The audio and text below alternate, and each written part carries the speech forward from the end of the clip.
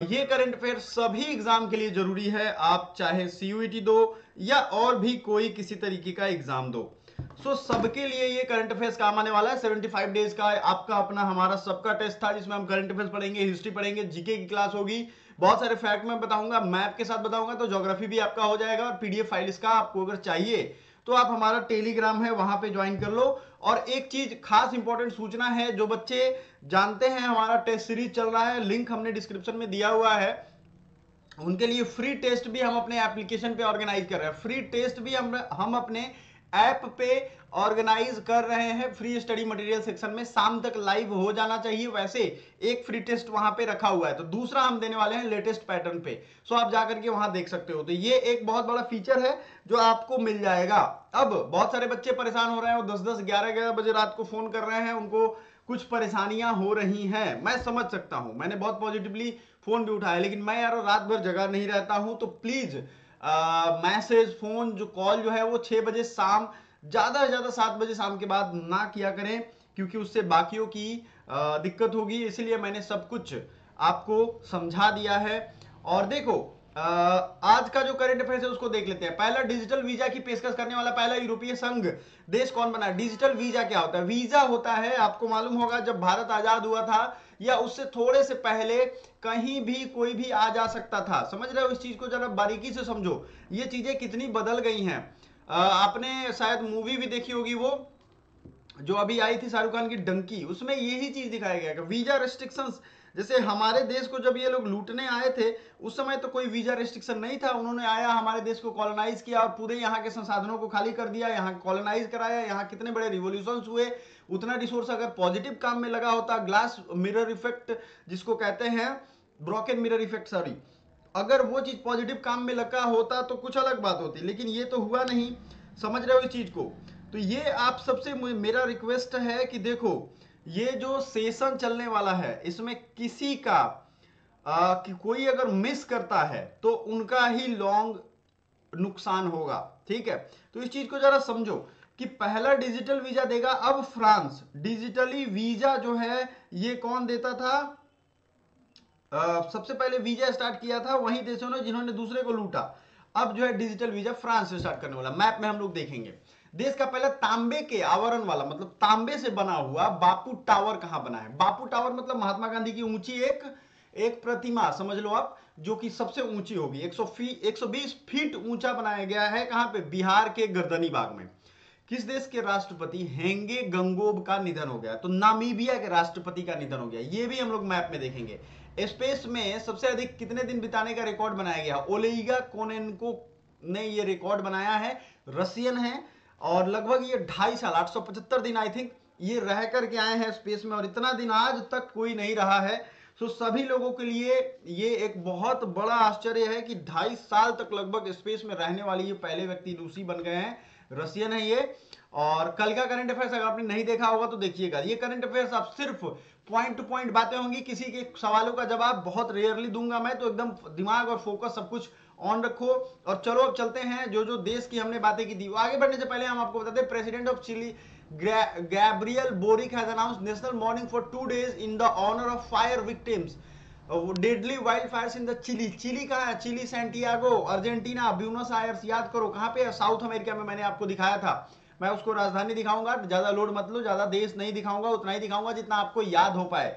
आपको अलग अलग देश याद होना चाहिए, क्योंकि map wise, geography wise Chile में कॉपर का खनन होता है, तो आपको ये भी याद रखना है। ठीक है? Hundreds of people have reported missing, मतलब बहुत सारे लोग मारे गए, इसलिए 2 दिन का वहां मॉर्निंग, स्टेट मॉर्निंग डिक्लेयर किया गया था। और ये सबसे बड़ी इस बार की अभी तक की वाइल्ड फायर्स है। वाइल्ड फायर मतलब का जंगली आग। अगर कोई बहुत विशाल जंगल है जो सूखा हुआ है, अगर उसमें कोई चिंगारी मार दे तो वो इतना तेज आग फैलता है, क्योंकि उसको कोई बुझा नहीं सकता है ना, वो इतने बड़े एरिया में। हेलीकॉप्टर से पानी गिराए जाते हैं, लेकिन वो कोई काम का आता नहीं है। समझ में आ रहा है सबको? तो हमें बता दो सभी लोग, सुरुचि एंड पूनम राजभर, सभी लोग ध्यान से देखो। और इस चीज को ज्यादा टाइम लूंगा नहीं मैं, आपको समझते चलना है हर एक वो पॉइंट। सबसे पहले देखेंगे हम लोग क्या, मैप, हिंदी में ही मैप आज दिखाएंगे आपको। इंग्लिश वाले बच्चे होंगे तो हमें बताएंगे, क्योंकि हिंदी वाले बच्चे ज्यादा हैं। देखो, मैंने अपनी सारी पढ़ाई इंग्लिश में की है, इसका मतलब थोड़ी ना है कि आपको सारा कुछ समझ में आ जाएगा। तो मैं इंग्लिश में लेकर के कम आऊंगा हिंदी में। सबसे पहले हमने बात किया था चिली या नामीबिया। तो देख लो भैया, नामीबिया का ही बात कर लें तो जिक्र, ये आपको मैप आई थिंक दिख रहा है क्लियरली, देख लो ये है अफ्रीका और ये मैप है। ये ग्लोब में नहीं दिखा रहा हूं जैसा पहले दिखाता था, मैप दिखाता था क्योंकि बच्चों को इसमें ज्यादा क्लियर आई थिंक आएगा क्योंकि हिंदी में है। आप इस चीज को जरा समझो, यहाँ पे ये है हमारा देश नामीबिया। इसका क्या मतलब है, नामीबिया, नाइजीरिया, साउथ अफ्रीका आपने सुना होगा, दक्षिण अफ्रीका जिसने आईसीजे में, किसमें, ICJ international court of justice में इजराइल के खिलाफ केस किया है, साउथ अफ्रीका ने किया है। समझ में आ गया, इसी के ऊपर है देखो यहां नामीबिया। तो आईसीजे के बारे में हमने पूरा डिटेल बताया था कि नहीं, यस और नो में बता दो सारे बच्चे, एकदम ध्यान से देखो, आईसीजे के बारे में हमने बताया है। और जो भी बच्चा, अब देखो अभी जो हमारे टेस्ट थे वो पीडीएफ बेस्ड टेस्ट थे, लेकिन अब जो हमारा टेस्ट आएगा वो आपके 1 घंटा 45 मिनट्स और 75 क्वेश्चन बेस्ड आएंगे। मतलब वो टेस्ट अगर आप एक बार स्टार्ट कर दोगे तो आपका वो टाइमर चलता रहेगा। समझ में आ गया ना, ये चीजें आपको देखना पड़ेगा कि टेस्ट आप कैसे देते हो, बीच में छोड़ दोगे तो फिर आप ही को दिक्कत होगी। इसलिए पीडीएफ हो या कोई भी टेस्ट हो, आपको ये करना चाहिए। समझ में आ गया। अब जो है अगला चीज, नामीबिया, ये नामीबिया यहां पे है दक्षिण अफ्रीका के ऊपर। तो आपके दिमाग में अगर कंफ्यूजन होगा नामीबिया को लेकर के तो ये निकाल दीजिएगा, सभी लोग एक दूसरे को शेयर जरूर कर देना। मॉरिशस ये यहां पे है, हिंद महासागर के ठीक नीचे, ठीक है। अभी हमने किस देश से पंगा ले लिया था, वो देश कितना छोटा है कि यहां दिख भी नहीं रहा है, तो छोटे छोटे देश यहाँ पे नहीं दिखेंगे। वो छोटे वाले मैप, मतलब बड़े वाले मैप में जो मैं ग्लोब में दिखाता था वहां वो दिख जाते थे। आई थिंक आपको ये चीज समझ में आ गया होगा। सो नामीबिया हमने देख लिया। हम लोग देख लेते हैं जो स्पेन और फ्रांस की जो लाइनिंग है उसको समझ लेंगे ताकि आपको यूरोप समझ में आ जाएगा। देखो ये है अपना प्यारा देश भारत, और ये है पूरा उसका महादेश एशिया। रूस एक इकलौता ऐसा देश है जो एशिया में भी पड़ता है, यूरोप में भी पड़ता है, ठीक है। मैंने आपको बहुत अच्छे से दिखाया, लेकिन आज हम देखेंगे यहाँ फ्रांस। देखो मैंने घेर दिया, यहाँ पे फ्रांस है, ठीक है। और ये फ्रांस जो है इसको जरा बारीकी से समझो। फ्रांस की राजधानी है पेरिस। पेरिस में एफिल टावर जो कि स्टील का बना हुआ है, बहुत लोग समझते हैं कंक्रीट और सीमेंट का बना हुआ, नहीं, फ्रांस है। तो ये शुरू कहां से होता है, पुर्तगाल, जो सबसे पहले 1498 में हमारे देश में आया था। अब्दुल माजिद ने रास्ता बताया था, जमोरिन जो था उसका स्वागत किया था, और गुजरात के कालीकट बंदरगाह पे आया था। तो ये सब रिवाइज करो, ठीक है। इसी का आगे कई सारे गवर्नर आए, जैसे ब्लू वाटर पॉलिसी किसने चलाया, बताओ जल्दी से, आप लोगों को मैंने पढ़ाया हुआ है इसी क्लास में। ब्लू वाटर पॉलिसी ये चलाया। फिर अल्बुकर्क के बाद कौन सा आता है, गोवा को किसने आजाद कराया, गोवा को कैपिटल किसने बनाया, पुर्तगालियों से कुछ तो याद करो, कुछ तो बताओ, कुछ तो शर्म करो। आप लोगों को कुछ याद है ही नहीं, पढ़ाई किए जा रहे हो। तेज तो मैं जा ही रहा हूं क्योंकि आपको इतनी तेजी में याद आना चाहिए। पुराना रिवीजन करते रहो, नहीं तो मेरा कुछ नहीं जाएगा। मैं अपना सिलेबस खत्म करूंगा, आपके टेस्ट लूंगा, आपका टेस्ट खराब आएगा तो उसको सुधारना भी आपकी जरूरत है। बात समझ में आ गया। तो कोई भी मुश्किल काम नहीं है, हर सप्ताह में 1 से 2 टेस्ट देना है। बहुत ज्यादा टेस्ट दोगे डिप्रेशन में चले जाओगे, क्योंकि सवाल तो बनेगा नहीं, पढ़ाई तो आप कर नहीं रहे हो। इसलिए वो सारी चीजें पढ़ाओ। और एक चीज और, पेड वाले जो बच्चे हैं उनके लिए हम बता दें, उनको आज से मतलब इस वीक में 2 से 3 चैप्टर उनको मैं पढ़ाऊंगा रीजनिंग, ठीक है। तो आप तैयार है ना रीजनिंग पढ़ने के लिए? 2 या 3 चैप्टर आप रीजनिंग पढ़ाएंगे, पेड क्लास में भी पढ़ाएंगे और फ्री मतलब प्रैक्टिस उसका यूट्यूब पे कराएंगे। तैयार हैं आप लोग? तो एकदम आपको देना है अपने आप को, ठीक है। जैसे कुछ हार्ड बच्चे हैं, उनको लग रहा है कि वो बना लेंगे क्वेश्चन, उनको इंटरेस्ट नहीं दिख रहा है, वो तो जब एग्जाम हॉल में नींद आएगी तब समझ में आएगा, ठीक है। सो चलो ये समझ में आ गया। फ्रांस है, पुर्तगाल है, स्पेन है, स्पेन के बगल में फ्रांस है, जर्मनी है, और स्पेन और इंग्लैंड यहाँ पे देखो है। अब यहाँ जो है ये इसी के बीच में इंग्लिश चैनल है। आई थिंक यहाँ देखने में आपको दिक्कत ना हो इसलिए। सर कर्क रेखा मकर विषुवत रेखा कहाँ से होकर गुजरती है? अरे भैया कर्क रेखा का ट्रिक तो हमने बताया ही है, कर्क रेखा का ट्रिक हमने बताया नहीं। छगुराम बंझा मित्र हैं, अगर कर्क रेखा आपको देखना है अभी के अभी तो मैं दिखा देता हूँ। आपके सारे जो मतलब क्या कहते हैं उसको, विशेष जो है वो मुझे ही पूरा करना है ना, मैंने ही ठेका लिया है, तो मैं आपको दिखाता हूं। आपने डिमांड किया कर्क रेखा, ट्रॉपिक ऑफ, लो सर्च करते हैं ट्रॉपिक ऑफ कैंसर, ठीक है। देखो ट्रॉपिक ऑफ कैंसर कैसे गुजर रहा है, मैप में ही मैंने डाल दिया। लो अब आप समझते रहो, पूरे दुनिया का ही डाल दिया मैंने, सिर्फ यहाँ का नहीं डाला। अब ये लाइनिंग तो कुछ ऐसे करके आ नहीं रहा है, फिर आप कैसे करोगे बताओ हमें? डाल तो मैंने दिया, लेकिन देख लो आप कैसे निकलेगा ये फिर यहां से जाएगा सऊदी अरब होते हुए, ये लाइनिंग आपको पकड़नी पड़ेगी, समझ में आ रहा है ना। यहाँ है भारत का मध्य, छगुराम बंजाम मित्र है। मैंने ट्रिक दिया था, भारत के लिए याद करो ना। दुनिया के दूसरे देश सीडीएस वगैरह में पूछेंगे, यूपीएससी में पूछेंगे, आपके लिए ये नहीं पूछेगा। तो ये है, ये ऐसे जाएगा ना जी, ट्रॉपिक ऑफ कैंसर, गोला गोला करते हुए, राउंड राउंड करते हुए, समझ में आ रहा है। हाँ जी, तो ट्रॉपिक ऑफ कैंसर क्या हो जाएगा, कर्क रेखा। ये छगुराम बंजाम मित्र है। अब ये ट्रिक हमने बड़े अच्छे से बताया था। कौन ऐसा बहादुर बच्चा है जो इसका हमें आंसर बता देगा? मैं चाहता हूं कि वो हमें इसका आंसर बता दे। कौन सा ऐसा बच्चा है, जल्दी बताइए। देखिए ये कर्क रेखा पार हो रहा है इधर से उधर। मैंने आपको कहा था तो मैंने पार भी करा दिया, ऐसा तो है नहीं मैंने बोला और मैं पार नहीं कराऊंगा, है ना। सो आपको क्या करना है, जल्दी बताओ। छगुराम बंजाम मित्र हैं, सारे स्टेट का नाम लिख दो। छत्तीसगढ़, गुजरात, राजस्थान, मध्य प्रदेश, मिजोरम, त्रिपुरा। अभी तो बता दो, अभी तो मैंने फिर से रिपीट कर दिया। अब लिख के दे दो। जो बहादुर बच्चा याद होगा वही लिख के देगा, जिसको याद नहीं होगा वो क्या लिखेगा, और वो फिर एग्जाम हॉल में क्या प्रोड्यूस करेगा। अभी तक बच्चे सब सोचते हैं, किसी को ठंडी लग रही है, किसी को दिन में पढ़ने का मन नहीं करता। यार थोड़ा सा अपने ना डाइट्स वगैरह को ठीक करो, जो ऊर्जावान रखें आपको दिन भर, मतलब पढ़ने और पढ़ाने के लिए भी मन करे। अगर लेटे लेटे पढ़ने का मन नहीं होता है तो टहल के पढ़ो, देखो, किसी को याद करो जिससे मोटिवेशन आए। ठीक है, अपनी घर की गरीबी याद करो, अपने आप को याद करो कि कहाँ देखना चाहते हो, है ना। कोई एक दो लोगों को रखो जो आपको गाली दे दे के बोले कि अरे पढ़ो बे, पढ़ नहीं रहे हो। तो ये चीजें करना पड़ेगा आपको, ज्यादा दिन थोड़ी ना करना है यार। आप सोचो बड़े बड़े एग्जाम्स कैसे निकालोगे आप। मान लो लॉ का एग्जाम निकाल लिया आपने, आगे मन हो जज बनने का, तो वो और टफ काम है। वो छोड़ो ना, आप कॉलेज में जाकर के कैसे पढ़ाई करोगे, क्योंकि आपको तो निकालना पड़ेगा ना फिर कॉलेज की। तो वो चीजें आप, ऐसा नहीं है कि बैठे बैठे कर लो। कुछ समझ में आ रहा है मैं कहना क्या। मैं ज्ञान इसलिए बांट रहा हूँ क्योंकि बहुत बच्चे अभी एकदम सोए हुए हैं। मित्र पर गच्छा झार, हाँ ये भी ठीक है। मित्र पे गमछा झार, बिहार से ना। गमछा, बिहार में गमछी बहुत फेमस है। गमछी लगभग गायब हो गया है अब हमारे कल्चर से, क्योंकि अब लोग गमछी को रखना जो है वो शान नहीं समझते हैं। ठीक है, लेकिन रखना चाहिए। हर जगह की अपनी एक, जैसे आप मिथिला रीजन में जाएंगे तो वहाँ फाग है, वहाँ टोपी एक पहनाते हैं, सबको टोपी वो लोग पहनाते रहते हैं। मतलब टोपी वहाँ, ये मत समझिएगा कि तो मैं मजाक कर रहा हूँ। मतलब टोपी पहनाने का सेंस ये है कि वहाँ लोग उससे स्वागत करते हैं। उसी तरीके से बिहार में गमछा जो था ये यूनिवर्सल था, सभी लोग गमछा का उपयोग करते थे आपको एक दूसरे का स्वागत करने में, क्या है कि नहीं। तो गमछा, मिजोरम, त्रिपुरा, गुजरात, मिजोरम, झारखंड। अरे ऐसे याद करोगे तो कैसे होगा यार, छह एक साथ याद करो ना। सुरुचि को याद है ही नहीं लगता है ना। सो कोई बात नहीं, बाद में चिल्लाएंगे सब, याद नहीं आएगा वहां पे। अभी देखो, अभी मैंने नेशनल पार्क पढ़ा दिया, वाइल्ड लाइफ सेंचुरी पढ़ा दिया, सब कुछ पढ़ा दिया, लेकिन गायब हो गया है। तो देखो अब आपको कैच करके रखना है जो चीजें मैं बोल रहा हूँ। तो भैया देखिए ये है आपका वर्ल्ड मैप। अब थोड़ा इंग्लिश वाले को भी देख लिया जाए, नहीं तो वो कहेंगे सर हमारे साथ आप क्यों भेदभाव कर रहा है। ये पूरा दुनिया मैंने पेज वाले पे रखा है, ठीक है। अब आप एक साथ यहाँ पे देख सकते हो, थोड़ा सा जूम कर देते हैं नहीं तो गड़बड़ हो जाएगा। एशिया को छोड़ के देखना, क्योंकि एशिया मैंने कई बार बताया हुआ है आपको। बात समझिया करिए, हिस्ट्री पढ़ने से पहले, हिस्ट्री में कल हमने बाबर का जो ट्रिक दिया था याद हुआ कि नहीं हुआ। मैंने इसलिए छोड़ दिया क्योंकि भैया देखो, याद नहीं होगा ट्रिक तो आपको पढ़ाने का क्या फायदा है। समझ रहे हो बात, हाँ एकदम याद रखो। तो ये जो है आपका नॉर्थ अमेरिका, साउथ अमेरिका और रसिया, मंगोलिया। चलो ये हो गया क्लियर कट, इसको समझो, ठीक है। जी हाँ, जो नए बच्चे आएंगे सब्सक्राइब कर रहे हैं ना, कि बस गोल गोल घुमा रहे हैं।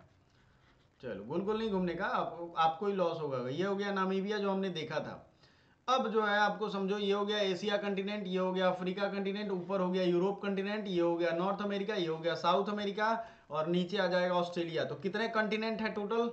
और थोड़ा एक बार देख लो, जैसे सबसे डीपेस्ट और सबसे highest point on the earth क्या है, माउंट एवरेस्ट, जो कहाँ है, माउंट एवरेस्ट नेपाल में है, ठीक है। और दूसरा सबसे डीपेस्ट पार्ट जो है वो कौन सा है, और सबसे बिगेस्ट ओशियन कौन सा है।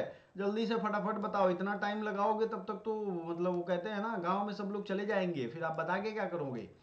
सो डीपेस्ट पार्ट जो है ओशियन का ये है चैलेंजर डीप। ये कहाँ है, पैसिफिक ओशियन में, और पैसिफिक ओशियन यहाँ है। समझ में आ रहा है आपको मेरे प्यारे साथियों, समझ में आ रहा है आपको ना। जी हाँ बिल्कुल। और देखो मच्छरों ने आतंक मचाना शुरू कर दिया है, समझ रहे हो आप। मच्छरों की अपनी अलग कहानी है। मैं अभी जो है मतलब उन लोगों का आगमन हो चुका है, वो अपनी प्रेजेंस को बताते रहते हैं कि हाँ सर हम आ चुके हैं। ठीक है, और हर क्लास 1 घंटे की चलेगी, तो थोड़ा एक कैपेसिटी बनाओ 3-4 घंटे लाइव क्लास करने का और 3-4-5 घंटे किताब पढ़ने का। इतना कर लिया जिंदगी बन जाएगी, थोड़ी ना जिंदगी भर पढ़ना है। समझ में आ रहा है काम? जी हाँ। सो टेस्ट सीरीज आपको जी बिल्कुल। और बताइए क्या चल रहा है आप लोगों के दिमाग में? कुछ और पूछना चाहते हो आप लोग? जो सवाल का जवाब नहीं मिल रहा हो तो हमसे पूछ सकते हैं। अब कुछ लोग पूछ रहे हैं कि सर ये जो सर कोई बुक है क्या सर एमएसडब्ल्यू का हिंदी मीडियम के लिए?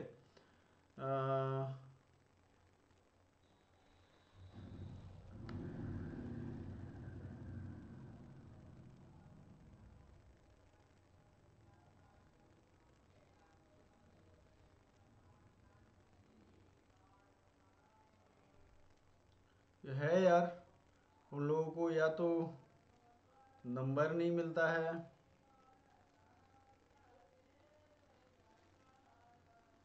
चलो कोई भी सवाल नहीं है। और किसने क्या पूछा?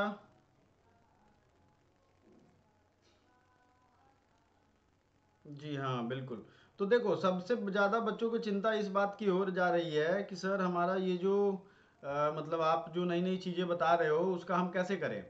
इलाहाबाद विश्वविद्यालय, लखनऊ विश्वविद्यालय के जो बच्चे हैं वो तो हमेशा मेरे पास पढ़ते हैं और वो तैयारी करते हैं। उनका मैंने फ़ी भी बहुत कम ही रखता हूँ, लेकिन उनकी फॉर्म आई नहीं है।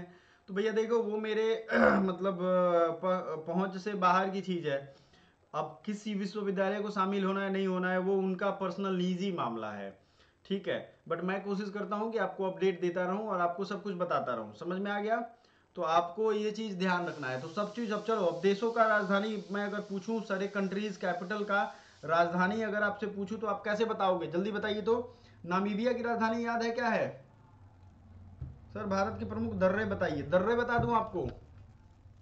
ओके, तो दर्रे अब देखो धीरे धीरे करके सब कुछ रिवाइज करवाएंगे। जैसे दर्रों का जो वीडियो है या जो लेक्चर सॉरी जो पीडीएफ है उसकी लिस्ट लेकर के अगर आएंगे तब यहां अगर मैं दिखाना शुरू करूंगा तो आपको पासेस दिखेंगे नहीं। जैसे जो जिला दर्रा है जम्मू कश्मीर में है ना, बुरजिल्ला है ये भी जम्मू कश्मीर में है।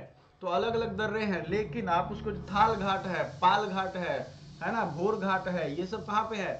थाल घाट और भोर घाट, ये दोनों आ जाते हैं मुंबई में। तो ये सब चीजों के लिए आपको लिस्ट लेकर के आएंगे तो जल्दी हो जाएगा। समझ में आ गया आपको? बताओ। इससे पहले मैं कोशिश करता हूं कि पोर्ट्स ऑफ इंडिया या ये सब चीजें करवा दो। पोर्ट्स ऑफ इंडिया पहले कर लो, आज कल लेकर के आते हैं आपके लिए बाकी चीजें। और कल से ये क्लासेस पूरी 1 घंटे चलेंगी, ठीक है? तो चलो शुरुआत कर दिया जाए। हाँ ये आइए, आप आ जाओ भारत के मैप पे और हमें एक एक पोर्ट बताओ। पोर्ट और एयरपोर्ट दोनों आज एक साथ रिवाइज करेंगे। देखो यहाँ कौन कौन सा पोर्ट है? यहाँ है कांडला पोर्ट, और सबसे पहला ज्वारीय पोर्ट कौन सा है? और यहाँ इसको स्पेशल इकोनॉमिक जोन की कैटेगरी में पहली बार रखा गया था, जो कि सबसे पहली बार पूछा जाता है। स्पेशल इकोनॉमिक जोन मतलब यहाँ टैक्स कम लिया जाएगा, यहाँ मार्केट को बढ़ावा दिया जाएगा। समझो ये चीज को आप। ठीक है, अगर यही स्पेशल इकोनॉमिक जोन आप नहीं याद करोगे कांडला पोर्ट में सबसे पहले दिया गया तो फिर क्या करोगे वहां पे? ज्वारीय पोर्ट का मतलब क्या होता है? ज्वार भाटा समझते हो आप? ज्वार भाटा समझते हो? क्या होता है ज्वार भाटा?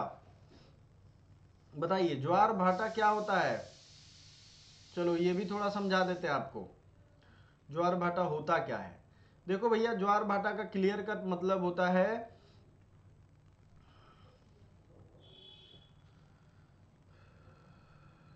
बहुत सारे बच्चे ऐसे होते हैं जो ये समझते हैं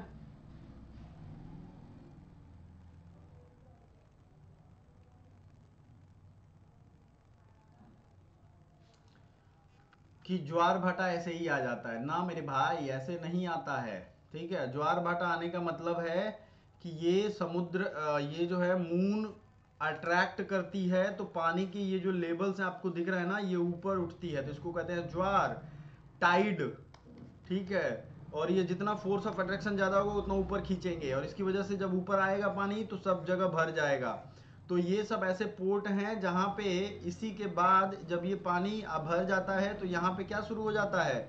यहाँ पे शिपिंग शुरू हो जाती है। समझने की कोशिश करिए। और भाटा वही नीचे जब जाएगा तब। अब स्ट्रॉन्ग टाइड भी कभी कभी आता है। तो कांडला इस तरीके का है। अगला है मुंबई का JNPT, मुंबई में जवाहरलाल नेहरू पोर्ट है। ठीक है, और अगला क्या है मुंबई के बाद बताइए हमें? हाँ सर एक चार्ट बना के समझाइए। चार्ट बना दूं आपको, मैं लिखूंगा तो 3 घंटे लगेंगे, उससे बढ़िया पीडीएफ लेकर के आ जाएंगे। क्या सही नहीं रहेगा? भारत के प्रमुख दर्रे, सही रहेगा ना? दर्रों के बारे में, दर्रे आप जब पढ़ना चाहते हो, सही रहेगा क्या? सब लिस्ट लेकर के एकदम मुझे याद रहेगा, टेंशन ना लो। लेकिन आज जो चीजें सामने है उसको पहले पढ़ो, क्योंकि वो नहीं पढ़ोगे तो फिर वो निकल जाएगा।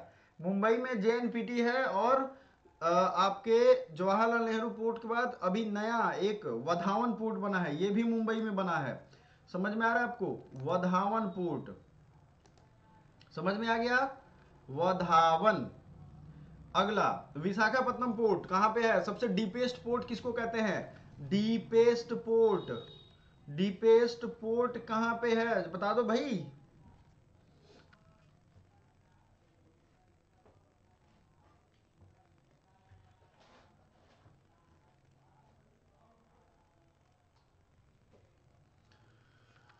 सो डीपेस्ट पोर्ट, जल्दी से इसका जवाब चाहिए जनता से।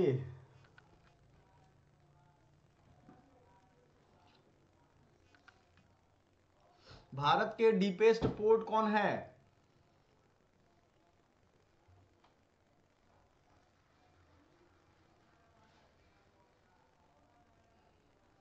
बताइए। सो मुंबई पोर्ट जो है ये लार्जेस्ट पोर्ट है। किसी का आंसर आता है, किसी का नहीं आता। लार्जेस्ट पोर्ट है। विशाखापट्टनम डीपेस्ट पोर्ट है। ओल्डेस्ट पोर्ट जो है कोलकाता का है, श्यामा प्रसाद मुखर्जी। तो ये सब लिखो, ये कोलकाता यहाँ पे होगा, ये ओल्डेस्ट है, सबसे पुराना है। ठीक है, आपको याद ही होगा, अंग्रेज आए थे तो सबसे पहले यही तो थे वो। उसके बाद की जो चीजें हैं वो याद होनी चाहिए आपको। समझ में आ रहा है ना? विशाखापट्टनम डीपेस्ट है। और याद करिए, ये जो पीएनएस गाजी वाली कहानी थी, आपने देखा होगा वो मूवी जिसमें उसका डूब जाता है, तो वो कहां से शुरू होता है? यही तो शुरू हुई थी कहानी। ठीक है। कोचिन पोर्ट कहाँ है? केरला। ये हो जाएगा केरला, यहाँ पे है कोचिन पोर्ट। और केरला एक ऐसा इकलौता स्टेट है जहाँ पे 4 एयरपोर्ट है। तो ये भी इसका लिस्ट मैंने भेजा है, पोर्ट का लिस्ट भेजा है। उसके बावजूद आप लोग नहीं पढ़ रहे हो तो क्या होगा? न्यू मांगलोर पोर्ट कहाँ है? कर्नाटका में। समझ में आ रहा है? न्यू मांगलोर कहाँ पे है? कर्नाटका में। ठीक है, क्लीन एंड क्लियर, ये सब चीजें आपको याद होनी चाहिए। न्यू मैंगलोर। मरमागांव पोर्ट का है? गोवा में, इसी साइड में, वेस्टर्न घाट्स की मैं बात कर रहा हूं। ठीक है। अब आ जाओ अगला पार्ट। जेएनपीटी तो मैंने बता दिया, कांडा बता दिया। पोर्ट ब्लेयर अंडमान निकोबार में है, कोचिन हो ही गया। तूतीकोरिन तमिलनाडु में है। चेन्नई पोर्ट तमिलनाडु। कामराजर पोर्ट तमिलनाडु में है, कामराजार। उसके बाद विशाखापट्टनम हो गया। पारादीप उड़ीसा में है। कोलकाता पोर्ट ये हो गया। एक उड़ीसा में, क्या नाम है इसका? पारादीप। बहुत लोग बोलते हैं पाराद्वीप, नहीं, पारादीप नाम है इसका। और ये कोलकाता पोर्ट है। ठीक है। और हुगली नदी पे जो पोर्ट है, जिसको डायमंड हार्बर भी कहते हैं, श्यामा प्रसाद मुखर्जी पोर्ट ट्रस्ट इसका नाम फिर बदल दिया गया। समझ में आ रहा है आपको कहां जा रहा हूं मैं, और आप लोग कहां पिछड़ जा रहे हो? तो ये सब याद रखो। नया जो पोर्ट बनाया गया उसका भी तो मैं नाम बता रहा हूं, ऐसा थोड़ी ना कि आपको पुरानी चीजें वही घास भूसे वाली बता रहा हूं। याद हुआ आपको? अब हिस्ट्री वाले फैक्ट्स पे आते हैं। जी हाँ, तो हिस्ट्री वाले जो बच्चे इंतजार कर रहे हैं उनके लिए हम हिस्ट्री स्टार्ट कर दें अभी। दर्रे, आपको दर्रा क्या, मैं पूरा माउंटेन सीरीज दर्रा सब पढ़ा दूंगा कल यार, उसमें क्या है? आप क्या समझते हो? इतना ज्यादा डीप पढ़ा दूंगा कि आप लोगों को समझना मुश्किल हो जाएगा। अभी मुझे पता नहीं है, मेरे बारे में ठीक से पता करो। जितने एग्जाम मैंने निकाले हैं, अच्छे अच्छे लोग सोचते हैं सिर्फ मन में। ठीक है, मैं पढ़ाता नहीं हूं कि आप लोग पढ़ते नहीं हो, डाइजेस्ट नहीं कर पाओगे। लेकिन इस बार क्षमता देख ही लेते हैं कौन कितना पढ़ पाता है। आते हैं हिस्ट्री वाले क्वेश्चन पे। हिस्ट्री में हमने पढ़ा था बाबर ने क्या किया? पानी पिया, खाना खाया, चांद देखा और घाघरा पहन के निकल लिया। वो कौन था जो घाघरा पहन के चला गया? तो वो था बाबर। ठीक है। अब ये बाबर की कहानी शुरू हुई थी, तो आज इसको खत्म करेंगे इनको। बाबर जो है माता के पक्ष से किसके वंश का था? उसकी मां का नाम था कुतलुब निगार खानम, चंगेज खां। ठीक है, माता मतलब इसकी दो, इस एनसीईआरटी में बाबर को ऐसे ऐसे डिस्क्राइब किया है। मतलब सोचिए, ये एनसीईआरटी लिखने वाले लोग जो अंग्रेजों के मतलब अंग्रेजों से भी बदतर है, जो पहले वाले एनसीईआरटी जिन्होंने लिखा है, ये बाबर की पूरी जेनियोलॉजी उन्होंने फोटो में सजा करके ऐसे रखे हैं एनसीईआरटी में। महाराणा प्रताप का जेनियोलॉजी नहीं लिखा है उन्होंने, शिवाजी का जेनियोलॉजी नहीं लिखा है। मतलब हिंदुओं को हमेशा जो किंग्स है, आपको एक बात बता देता हूं मैं, बैटल ऑफ बहराइच आपने शायद सुना भी नहीं होगा। बैटल ऑफ बहराइच अब सुनो कहानी, आज जब बात हुई है दिल से तो निकलती है बात। बैटल ऑफ बहराइच, आपने ये सुना होगा, मोहम्मद गोरी एक था और एक मोहम्मद गजनवी था। गजनवी 1033 तक उसने भारत पे 17 बार अटैक किए। कितने बार? 17 बार। ठीक है, और उसके बाद सीधे अटैक भारत पे शुरू होता है 1191, 92 और 94। कौन सा युद्ध? भूल गए सब, भुलक्कड़ है सब एक नंबर के। 1191 और 92 राजपूतों से जो युद्ध हुआ था, तो इसमें कौन था? मोहम्मद गोरी। किसको हराया? जयचंद उसका दोस्त था, पृथ्वीराज चौहान। भूल गए ना? तो अब ये गैप कितना साल हुआ, सुनो समझो जरा। ये 33 से जोड़ दो, पहले तो 91 ईयर्स इधर हो गए और ये आपके 67 ईयर्स हो गए। तो 91 या 90 जोड़ो तो ये हो गए आपके 157 ईयर। समझो 150 साल बाद ऐसा क्या हुआ था कि ये जो इतने अटैकर थे जो भारत को लूट के ले गए पूरे, ठीक है, ये 150 साल बाद है। लेकिन हमारी हिस्ट्री की किताबों में ये सब बताया नहीं गया, क्योंकि जो कॉलोनियल माइंडसेट है वो मैक्स मूलर हो या जो अंग्रेजों के मतलब लेखक थे, उन्होंने सब कुछ जानबूझ करके ये किया। तो उन्होंने क्या किया, आपका हिस्ट्री भी रिवीजन हो रहा है, ऐसा कहानी नहीं बता रहा हूं मैं। तो 1033 से 1191 में इतना बड़ा गैप इसलिए हुआ क्योंकि इसके बीच में एक सुहल देव राजा था।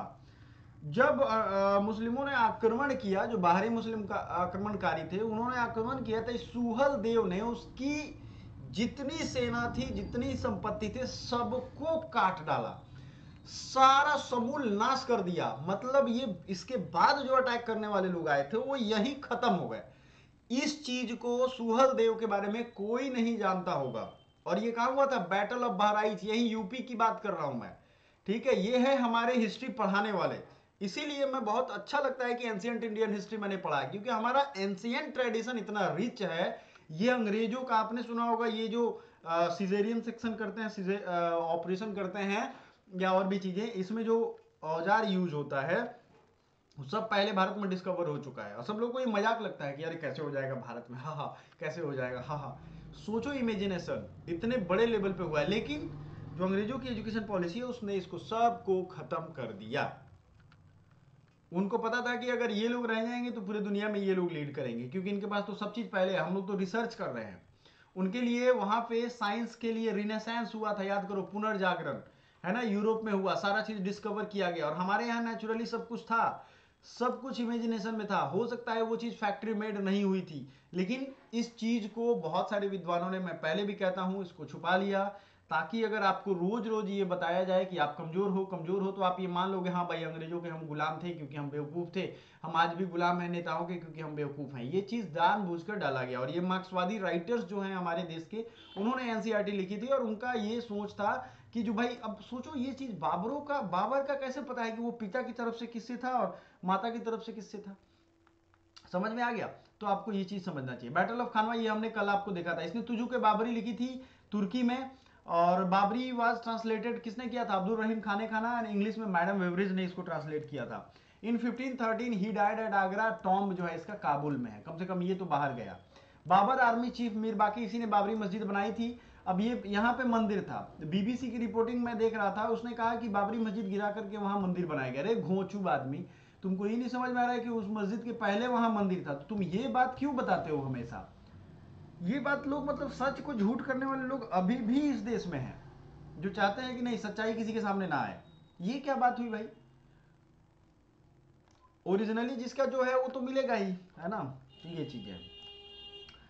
वैसे भी मेरा ये मानना है कि मुस्लिम पक्ष को सब दे देना चाहिए, ये जितने भी डिस्प्यूटेड लैंड हैं। कुछ खास नहीं है, अगर ठीक से आप कॉन्सेप्ट उनके धर्म का देखोगे हमारे धर्म में, तो ये हमारा जो प्राण प्रतिष्ठा है या और भी चीज़ें हैं, इसमें इंपॉर्टेंस इन सब चीज़ों का है। और बाकी वो धार्मिक जो कट्टरता है वो नेताओं का देन है। कोई भी धर्म खराब नहीं है, ये याद रखना है। हुमायूं जो थे, he was the eldest son of Babur, he invaded Chunar fort. Humayun ने क्या किया? चुनार फोर्ट पे फर्स्ट टाइम 1532 में अटैक किया था। एक बिहारी था, इनके पूरे साम्राज्य को ही खत्म कर दिया उसने, लेकिन बेचारा वो बिहारी था ना, मारा गया खुद ही। तो बाबर तो चूंकि आक्रमणकारी था, वो अफगानों को भी हराया, हर किसी को हराया, लेकिन इसका बेटा जो था ये हुमायूं, ये चुनार फोर्ट पे 1532 में इसने अटैक किया। चुनार यूपी में है, कभी जाइएगा घूमने, ठीक है, गंगा के किनारे है एकदम। He invaded Kalinjar in 1531, annexed Raisena fort. Battle of Devra, इसका जो ट्रिक है याद करने का, देवरा चौकस, कन्नौज और सौ से सरहिंद, इसकी भी 4 लड़ाइयां हुई हैं। बात समझ रहे हो, ये समझ लो आप, देवरा चौकस। तो बैटल ऑफ देवरा जो है, Humayun defeated Afghan rebels. Battle of Chausa, Sher Shah defeated Humayun. Battle of Kannauj, Sher Shah defeated Humayun. अब देखो आप यह समझ लो, सब शेर शाह कहां से आ गया अचानक। एक बिहारी था जो इनके पूरे वंश को खत्म कर देता। आपको मालूम है ना, अकबर का जन्म राणा विरसाले के महल ईरान में हुआ था, ईरानियन महिला भी थी उसकी माँ। तो ये कहां से आ गया, इनको खदेड़ दिया था वहां तक। लेकिन फिर वही है, जब तक आपस में यूनिटी नहीं रहेगी तब तक वही चीज रहेगा। तो आपको याद करना पड़ेगा, ठीक है। कोई हिंदी वाले बच्चे हैं जिनको हिंदी में चाहिए तो बताइएगा, हिंदी में मैं दिखा दूंगा। तो बैटल ऑफ देवरा जो हुआ था 1531 में, हुमायूं ने अफगान रेबल्स को हराया, इसके पिता भी लड़ते थे। और बैटल ऑफ चौसा 24 जून 1539, शेर शाह डिफीटेड हुमायूं। फिर बैटल ऑफ कन्नौज 1540 में। और जो है इस कन्नौज, देखो चौसा में तो ये बच गया, लेकिन कन्नौज में हुमायूं ये शेर शाह इसको मार ही देता। तो ये अपना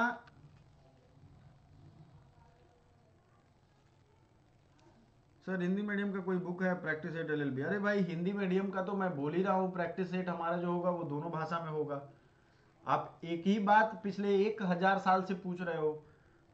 मैंने तो बोला था कि खरीद लो, जो फुल मॉक टेस्ट है वही खरीद लो। सोचते रह जाओगे, सोचते रहो, कोई दिक्कत नहीं है, उसमें भी मजा आता है कभी कभी, है कि नहीं है। सो battle of Kannauj, Sher Shah defeated Humayun. He escaped to Iran where spent 12 years in exile.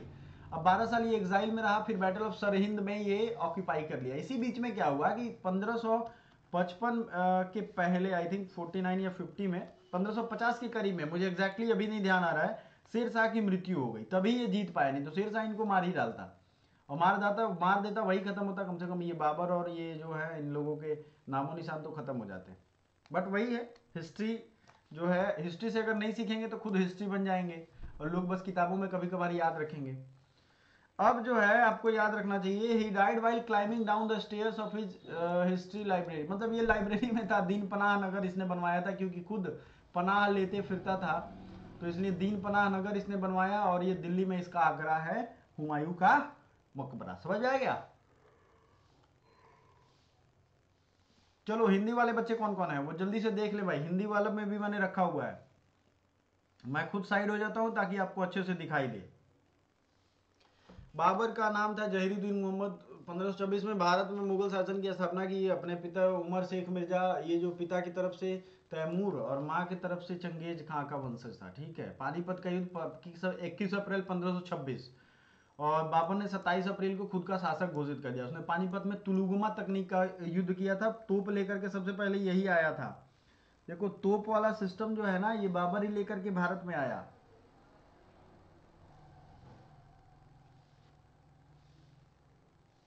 ठीक है। अब हिस्ट्री में इतना ज्यादा इन लोगों के बारे में लिखा हुआ है, महाराणा प्रताप के बारे में एक पेज भी मिल जाए तो मुश्किल है कि अब उसके तोपची का भी नाम याद करो। देखो आप क्या गजब की बात है, बात समझ रहे हो, यही तो चीज है। तो बाबर ने इब्राहिम लोदी को हराया, 27 अप्रैल को अपना राजा बन गया। खानवा का युद्ध उसने लड़ा फिर 17 मार्च 1527, चंदेरी का युद्ध 1528, घाघरा का युद्ध 5 मई 1529। तो हर साल इसने लड़ाई की। ठीक है। फिर उसने अपनी आत्मकथा तुजू के बाबरी तुर्की में लिखी। हुमायूं के बारे में हमने अभी देखा था। 1532 में चुनार के किले पर आक्रमण किया, 1531 में कालिंजर पर आक्रमण किया, और जो है रायसीने पे कब्जा कर लिया। देवरा का युद्ध 1531 में हुमायूं ने अफगान विद्रोहियों को हराया। चौसा का युद्ध 26 जून 1539, शेरशाह ने हुमायूं को हराया। कन्नौज का युद्ध 17 मई 1540, शेरशाह ने हुमायूं को हराया। वह वीरान भाग गया, जहां उसने अपने जीवन के 12 वर्ष निर्वासन में बिताए। सरहिंद आखिरी है। तो आई होप आपको ये सब चीज दिख रहा होगा, समझ में आ रहा होगा। 1526 में, 1526 नहीं, एक्चुअली ये गलत दे रहा है, 56 होगा यहाँ। दीन पनाह की सीढ़ियों से पुस्तकालय से गिरा, मर गया। अभी बीच में ये शेर शाह का टाइम आएगा 1555 तक। शेर शाह 1540 से 45 तक राजा रहा। सूर डायनेस्टी इसने बनाया था, बिहार का था बेचारा। He was the son of Hasan Khan, the jagirdar of Sasaram. Sasaram Bihar में है, वहां का जागीरदार था इसका पिता। ये बेचारा जौनपुर वगैरह में इसने अपनी पढ़ाई की। His real name was Farid Khan. He left his home in 1494 AD and come to Jaunpur for his study. वो जौनपुर आया, पढ़ाई किया इसने। इसे जौनपुर को सिराज ऑफ द ईस्ट कहते हैं। सिराज मतलब यहाँ पढ़ाई अच्छी खासी होती थी। इन और जौनपुर शहर को याद करो, मोहम्मद बिन तुगलक के टाइम में जौनपुर उसका नाम किसने रखा था? जौना खां किसका नाम था? उसी के नाम पे जौनपुर रखा था गया था। समझ में आया? ही 1532 ही assumed the title of Hazrat Ala after defeating ruler of Bengal. इसने नुसरत शाह को हरा दिया, जो बंगाल का क्या था? रूलर था, बंगाल का शासक था। समझ में आ गया? ही assumed the title Sher Shah after defeating Humayun battle of Chausa. Battle of Chausa में इसने हरा दिया। He introduce pure gold silver and copper coins. Hindi वाले बच्चे आ जाओ, नहीं तो हिंदी वाले कहेंगे सर हमारे साथ आप बाद में क्यों दिखाते हो। देखो 1532 के बाद चौसा के युद्ध में इसने हुमायूं को हराया और शेरशाह की उपाधि धारण की। तो शुद्ध सोने, चांदी और तांबे के सिक्के चलाए। चांदी के सिक्कों को रुपये और तांबे के सिक्कों को बांध कहा जाता है। बांध नहीं, एक्चुअली SRCD इसको नाम है। चांदी वाले को कॉपर, SR, सिल्वर वाले को रुपया, SRCD, दाम कहते थे, दाम। ठीक है, ट्रिक याद रखना, SRCD। शेरशाह की मृत्यु 22 मई 1545 कालिंजर के किले में हो गया। ये बम फेंका इधर से और बम आकर के इसी के शरीर के पास गिर गया तो फट गया। बिहार के सासाराम में इसकी समाधि है। पुराना किला जो है दिल्ली के शेरशाह द्वारा बनाया गया था। किला कूना मस्जिद शेरशाह द्वारा बनवाई गई थी और उन्होंने सोनारगांव, बंगाल से लाहौर तक। अब समझो, ये GT रोड इसने बनाया था, भव्य ग्रैंड ट्रैंक रोड। ग्रैंड मतलब क्या होता है? विशाल, GT। एक्चुअली इसका नाम इसने GT रोड नहीं रखा था। ये अंग्रेजों ने देखा कि तो बड़ी विशाल रोड है भाई, ये किसने बनवाया होगा, इसने इसका नाम रखा था सड़क के आजम, मतलब आजम की सड़क। जैसे कायदे आजम होता है, जैसे वजीर आजम होता है, राजा की सड़क। तो इसको नाम दिया था अंग्रेजों ने GT रोड।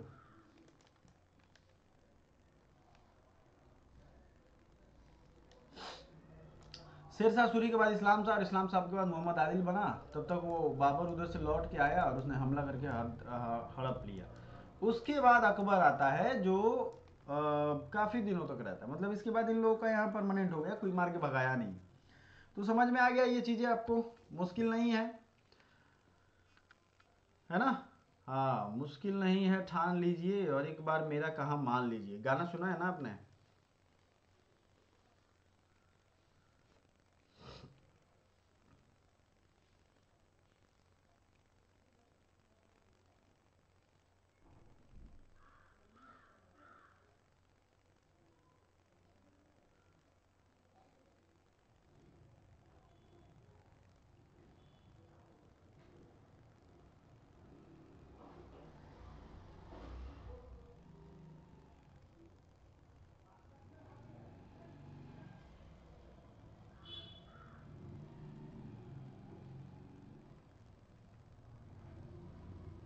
चलो, तो मेरे प्यारे बच्चों सब कुछ सही है अभी। आप लोग बहुत अच्छी अच्छी चीज़ें सीख रहे हो, मुझे भी अच्छा लग रहा है। तो मिलते हैं फिर अगली क्लास में, ठीक है? सभी लोगों के कमेंट मैंने देख लिए। Bye, thank you so much and take care.